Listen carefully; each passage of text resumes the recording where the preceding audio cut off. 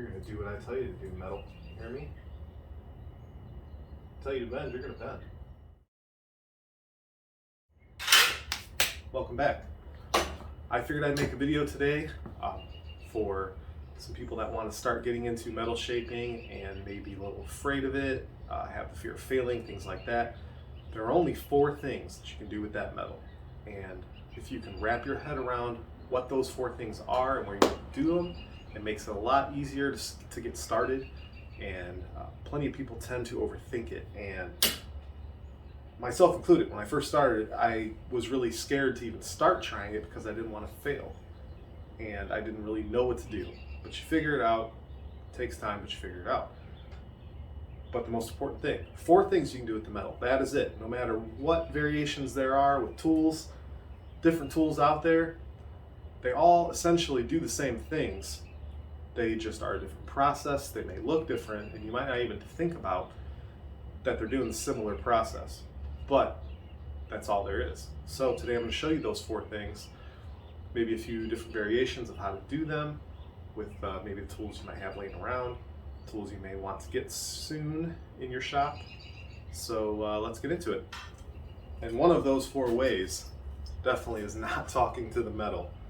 I was just trying to be funny. Probably didn't work out, but talking to the metal really doesn't do you any good. So number 1 on our list of things you can do with your sheet metal when you first start. First one's probably very obvious, and that is cutting. Many different ways to cut metal. Here we got a shear, which I will show you. Just a simple straight bench shear. Simple as that. Most of you probably have some snips laying around. A good pair really does make a difference. So if you're going to really do this stuff, get a good pair. There are right hand, left hand, straight cut. These are supposed to do all 3, and they're pretty nice. They're a Lennox brand. I can even cut stuff like this is like 045, I believe. Here we got some 80 thousandths, which is what I use for most of my aluminum shaping. It's pretty thick stuff, but it's a 3003 and somewhat soft. Even when you anneal it, it's even better, but it's still pretty easy to cut. You can cut it by hand. It takes a little more effort than the thinner stuff, but you can do it. Those are 2 ways. Another way, you could use a grinder and a cutoff wheel. I don't prefer that way with aluminum, but you can do it. Definitely do it with steel easily too. Or you might have a hand electric shear. I have one of those. I'll pop that out and show you how easily that works also. Hard to be accurate with the one that I have, so I don't use very much. But that is your number 1. Cut it.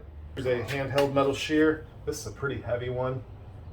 It's kind of hard to control. You have to actually do a couple cuts. You can't really just go straight on for your cut line. You need to kind of creep up on it, which really works best with most handheld electric shears. This one has a max rating of 10 gauge, which is pretty thick stuff, and it will cut it. But it's heavy, it's kind of hard to use. But if I have to make a pretty general cut on a big panel or something, I'll typically use this for that. So it's just pretty easy, just, be safe. Really should be wearing safety glasses right now, but just gonna do one quick cut, show you how it works.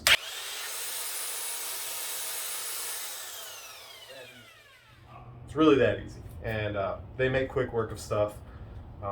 That's just one more way. Some of you might even have plasma laying around the shop. Plasma cutter works great as well, but for most people, it's kind of about out of reach tool. Aluminum's pretty easy to cut. Steel's pretty easy to cut too, depending on the thickness. So just use what you got. You'll figure it out. All right. So our number 2 thing in that list of 4 is also another pretty obvious one, is bending. You can bend sheet metal various ways. You don't need a lot of fancy tools to make some basic bends. I've seen a lot of guys just bend it over their leg like that, bend it around acetylene or oxygen bottle or something you have laying around. You can bend it many, many different ways. Metal brake, if you have one, which really, if you want to get some really nice sharp bends, you kind of need one of these.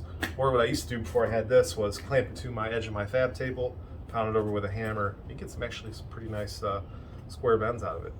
So, like I said, pretty self-explanatory, but That's number 2. Number 4 on our list. Number 3 on our list of things you can do with the metal is stretching. Stretching will probably be the most common thing you will do, other than, of course, cutting. But stretching is most likely what you're going to be doing most of your work with, typically. So, many different ways you can stretch metal. There's a lot of different tools out there, English wheel being one of them. This machine stretches, that's what it does. Put this metal between 2 wheels, put some pressure on it. That pressure compresses the metal between the 2 wheels and starts to take a radius of whatever lower anvil you have. An English wheel stretches. That's what it does. Same as a power hammer. If you've ever seen giant power hammers people use, Jesse James, people like that. Power hammers can stretch.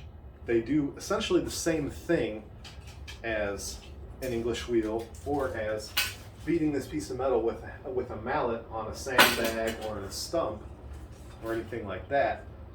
You're stretching it. Anytime this metal is being pushed between 2 surfaces, it's going to stretch. And there's stretcher machines, which I'll show you I also have. All those things do the same thing essentially. It's just a different way of getting there. They all stretch the metal. So, I'll show you how to stretch the metal. One easy way, cheap way, probably what most people start buying when they get into shaping metal, is a sandbag, shop bag, cheap mallets. This is a nylon teardrop mallet from Harbor Freight, very inexpensive. You can get into some nicer stuff. These are handmade, wood turned by Big Joe from Snap Fab out of South Dakota. Very, very nice hammers. I have a set of 4. These things are great. There's so many different hammers out there. Eastwood, you know, Martin, all the really good body hammers and things out there. But once again, they're all doing the same thing. You just need them to stretch. So, get your sandbag set up. Get some ear protection. Definitely want to use ear protection. It gets very loud and takes its toll on you. So you can use either end. Sharper bend, of course, you're going to stretch in a more concentrated area. You'll get a sharper stretch than you would with this more shallow side. So this is stretching, hammer stretching.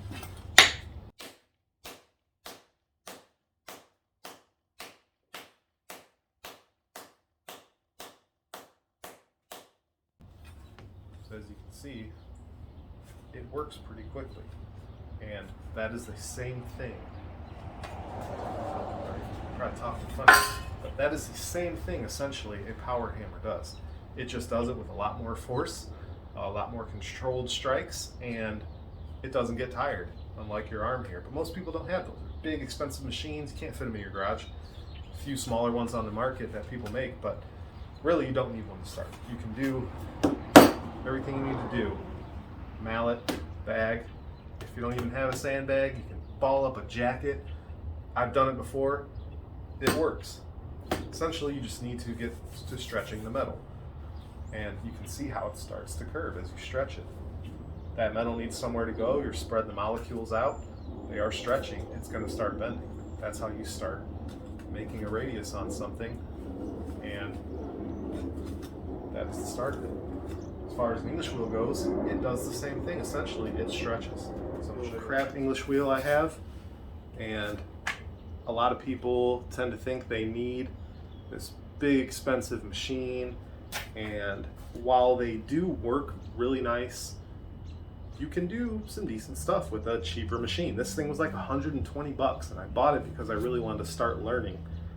And it came with, I think, 7 bottom anvils and your top anvil. And while the adjuster isn't great, the whole machine really isn't great. I call it Gumby. Clearly it's green, but this thing flops all over the place. As long as you don't put too much pressure on it, it works.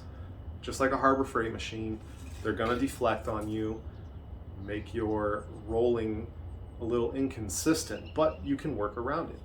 So this is another machine that stretches. That's all it does. Show you real quickly.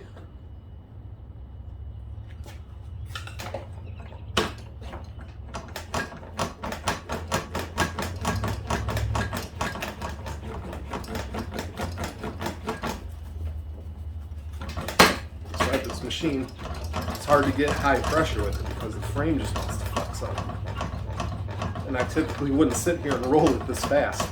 This is just for demonstration purposes because I want to put a little bit of crown in it, and I got a pretty shallow lower crown or lower wheel in it right now. But I just want to show you actually how quick it actually stretches, and you can bump it up. You see now how it added some crown right there. Some of that was from the stretching, but it works pretty quick. Once again, same thing, stretching. All these things are the same process, or you're getting the same result. Sorry, it's not the same process. You're getting the same result with a different process. So number 3 is your stretching. Set up on the stretcher now, and what these jaws do, they compress into your metal and they pull it apart. Stretch it. That's all they do.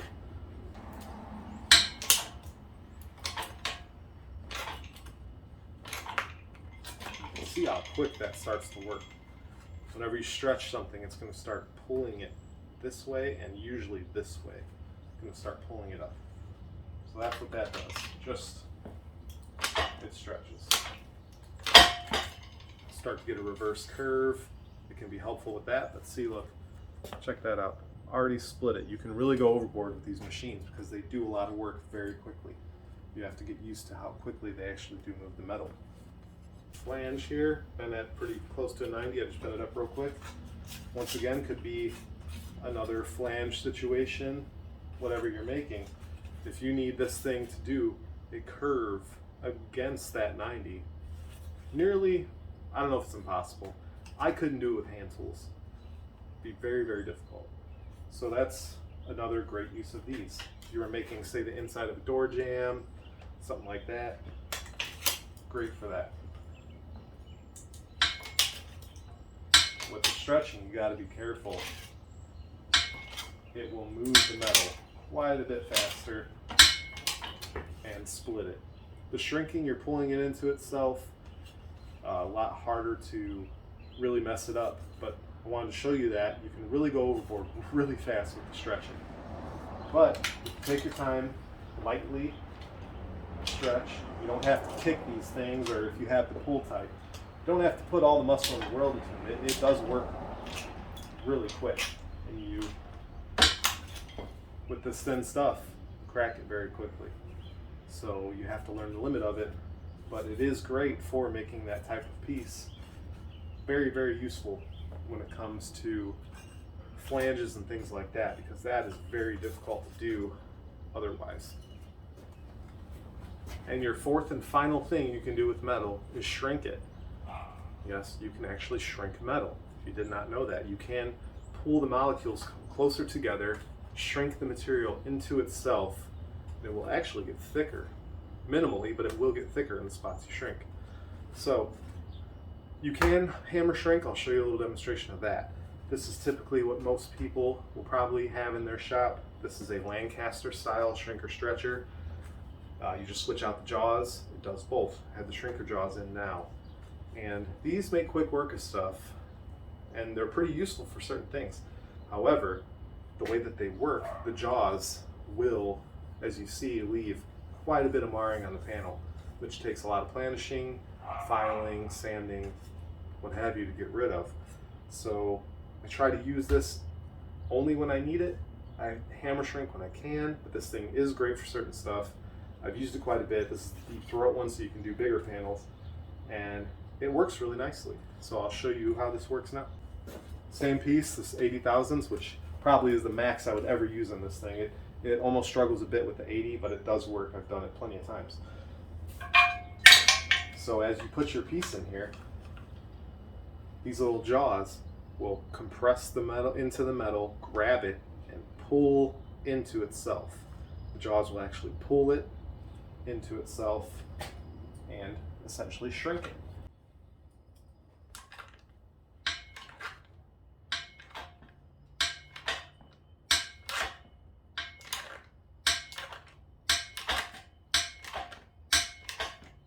I'm really overdoing it here just to show you what it really does.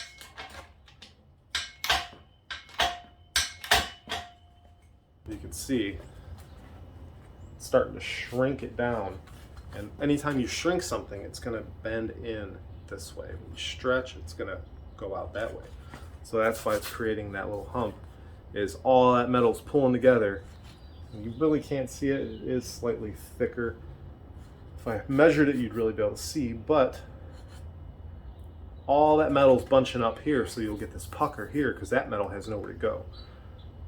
And you'll have to figure out along the way, depending on what you're making, how to take care of that and how to more gradually shrink that. Like I said, that was really overdoing it, and you can see how badly it mars up your metal. Not ideal, but sometimes you have to do it.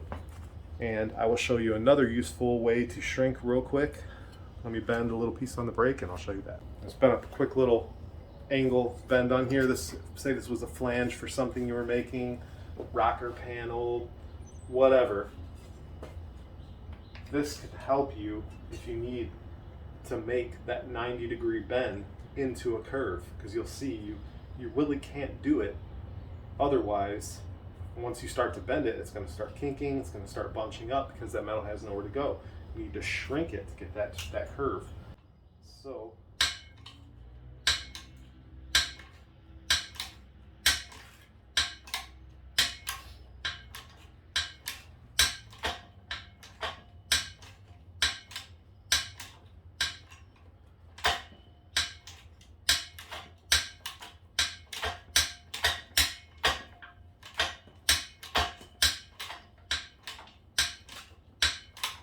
the closer you put your jaws to the end of the panel, the more extreme the bend is going to be, because it's spreading it over such a small area. As you can see, it took that completely straight piece, bent a curve in it. It's actually bunching all that metal into itself and shrinking itself. And you can actually planish all that back out. If I can get the camera to focus, you can see how much it really shrinks it up. It starts bunching into itself. And I went way overboard with that. That's just as a demonstration. But you get a really nice curve out of it. These machines have their uses. They're great for what they're intended for. I'm going to show you hammer shrinking, which takes quite a bit more practice to get. It is a little harder to make it look good, to make it work the way you need it, but with practice, it's a very useful skill to have. So the way a lot of people start is they'll have a stump with a bowl carved in it, and when you start to hitch that into there, that metal is going to start to bunch up. Once again, it has nowhere to go, and you create what's called a tuck.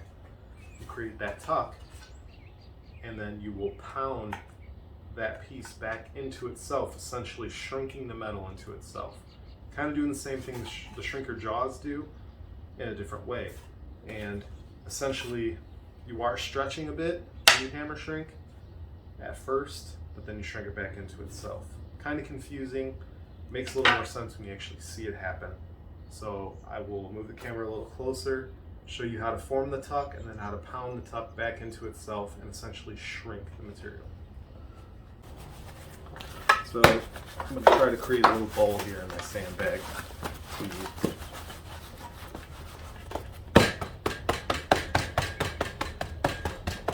Kind of imitate a shrinking stump. Once again, take my mallet.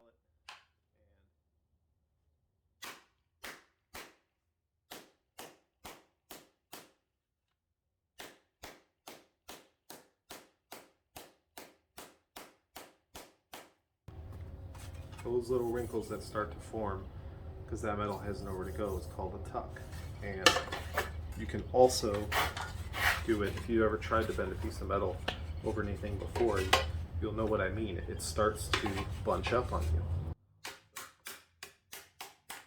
you're trying to make an outside corner on something, that's exactly what's going to happen. It's going to start to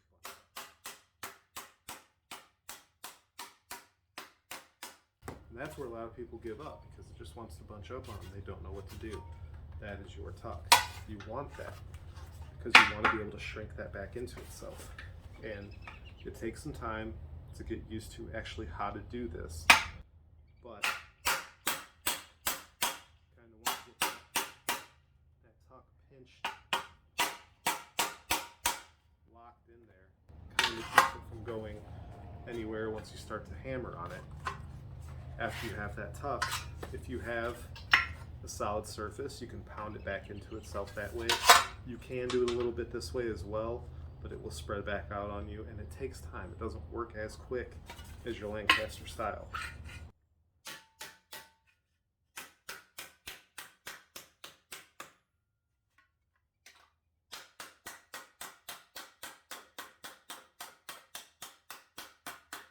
And it may look like I kind of undid the whole shrinking process there, but I didn't, because see how it has that curve? It actually shrunk into itself to start curving that way. Otherwise it wouldn't be able to. Like I said, you have a little bit of stretching happening when you do it this way, but if you keep on going, doing the same process over and over, this will get closer together. It will shrink into itself and start to make that curvature that you need. And like I said, it takes time. This process is more labor intensive, and it takes more skill, obviously, than just kicking on there and having the jaws do the work. But you get a smoother surface when you learn how to actually hammer it right. Take your time, have some decent dollies. They will help big time. Hammer shrinking is a very good skill to learn. It helps big time. There's a lot of panels that you can use this skill on, and once you learn it, it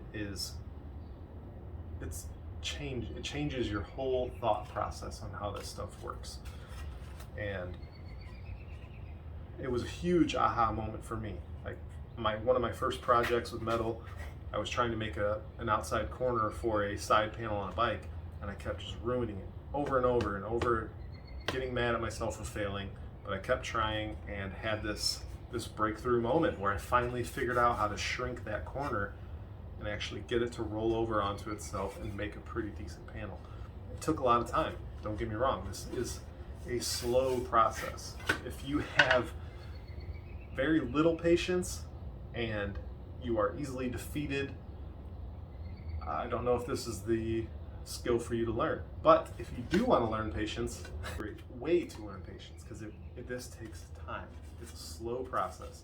It doesn't happen in 5 minutes. If you're going to make a nice panel, it will take you some time. You just have to remember those 4 things. All you can do with this piece of metal. If you want to make this into a beautiful panel, those are the only 4 things you can do. You can't do anything else. Cut it, bend it, shrink it, stretch it. That is it. You just have to figure out which areas you need to do each of those things. Cutting, self-explanatory, you're gonna make your pattern or whatever and cut your piece. Bending, it's kind of the same deal. You probably won't do a whole lot of that when you're first making your first panel.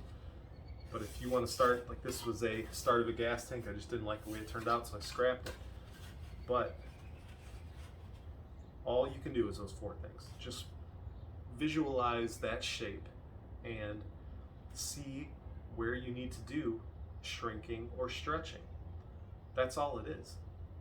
So once you can wrap your mind around where you need to apply those things, it makes things a lot easier. Another thing that really helped me when I was trying to wrap my head around where to apply these 4 things, most importantly 2 things, shrinking and stretching. When I first started, I had a really hard time kind of visualizing where to do the shrink or where to do a stretch. So a piece of paper, hugely beneficial. Tissue paper works great because it moves a lot easier. Construction paper, whatever you got, paper-wise, will show you. So just here, for example, I'm going to move the camera in a little closer so you can see what I'm trying to show you. So this is a pretty extreme curve on this mushroom dolly. If I wanted to make a piece of sheet metal match this dolly, see, as I start to push it down, it starts to wrinkle up. Anywhere that paper wants to bunch up like that, that's where it needs to be shrunk. All that would have to be shrunk into itself to make that curve, it's very difficult to shrink that much, but you can do it. And then if you pull that paper apart, you can see all them bunches. That's where it needs to be shrunk. Same thing, if you were trying to stretch around something, anywhere you would try like this, that paper is going to want to bunch up in here, which essentially this would need to be shrunk after. But all this, where if you were to pull the paper, it's going to want to tear on you like that. That's the stretching. That's where the stretching needs to happen. So a piece of paper can be hugely beneficial in that, and it can actually help you wrap your head around where to shrink and where to stretch. Because it's just that, figuring out where to apply those principles, and you will get it. Trust me, you will get it. And that's what it takes. You just have to go out and do it. Don't be afraid of it. Don't overthink it, because that's guaranteed. That's what most of you do when you start, because I did it for a couple of years before I finally just went for it. And you just go for it, you figure it out. You start seeing, oh, if I pound here, stretch it here, shrink it here, this is what it does. And you'll start to learn how the metal will react, what you have to do. And you will have some panels that you throw in the scrap bin, but don't consider it a failure. It's not a fail. No mistakes, no failures, just a lesson. Consider it all a lesson. That way you won't get discouraged, because you're learning every time. Every time you take a panel and it doesn't work out, and I know it gets frustrating, and I know, you know, for some people, myself included, metal's expensive, so you don't want to waste it, but that's the cost of learning. So just go for it, and every time you touch a piece of metal, guarantee you every time you touch a piece of metal and you try something new, you are going to learn something new. It's all a lesson. Compiled hours of lessons upon lessons will get you where you want to be. And just don't give up. If you really want to learn how to do this, it takes time. Do not forget that. So I hope you enjoyed today's video. I know it's not super involved, but it's really that simple to get started. You don't need a ton of fancy tools. You can go outside with a hammer, a sandbag, maybe a handheld dolly, and start learning. You can do every process I showed today with those few things. Will it be harder? Yes. Will it take you a little bit more time to, you know, maybe do one of those processes over the other? Sure, but you're going to learn. Guarantee it. And then you can start investing more in tools. You don't need the best stuff out there. Like I said, I've done some pretty amazing panels with this crap English wheel that I have. $125 English wheel. A Harbor Freight one's better than this one. So, you know, it's all about the craftsman, what you can do with your hands, what you can visualize, and wrap your mind around the process. Trust me, guys that first started doing this stuff way back in the day, I've heard tale of car factories in Italy literally beating a panel on a flat table, just slowly stretching that metal, getting beautiful curves with the most basic of tools. So you can do this. Do not get discouraged. Comment below, ask questions. I'll help as much as I can. If there's any specific topics anyone would like to see, I will try to make those, and I plan on making a future video very soon of my last motorcycle project that was a huge undertaking for me. It was literally my first time ever making a full set of body panels from scratch out of aluminum. It was difficult, but it taught me so much, and I think it will show you how much you can really do in your garage with basic tools. So if you enjoyed today's video, please give it a like, subscribe if you want. I appreciate it. Maybe share it with your friends, and I'm going to keep trying to pump some videos out that people like. And I know metal shaping seems to be a scary thing and like a magical thing to some people, but it's really not. It just takes some work, and it takes some skill. It takes time. That's all it is. I'll see you guys in the next one. Thanks.